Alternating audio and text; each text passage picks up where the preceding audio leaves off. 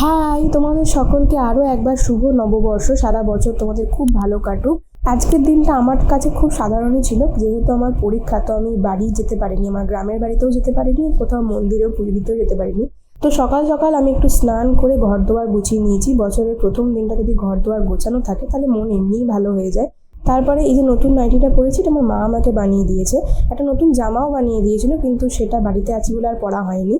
তারপর একটু সানস্ক্রিন আর একটু সিরাম লাগিয়ে নিয়েছিলাম। তোমরাও কিন্তু এই গরমে সানস্ক্রিন লাগাতে একদম ভুলো না, খুব দরকার এটা। তারপরে একটু পুজো করে নিলাম। বড় মার কাছে তোমাদের সকলের সুস্থতা কামনা করি।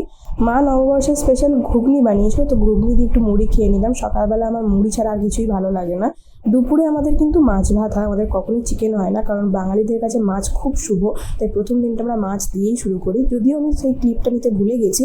তারপর আমি খেয়ে দিয়ে পড়তে বসেছিলাম, আর এই ভাইয়ের হচ্ছে এটা নতুন জামা। রাত্রিবেলাটা শেষ করলাম পাউডার ঘুগনি দিয়ে। আজকের মতো এইটুকুই, বাই।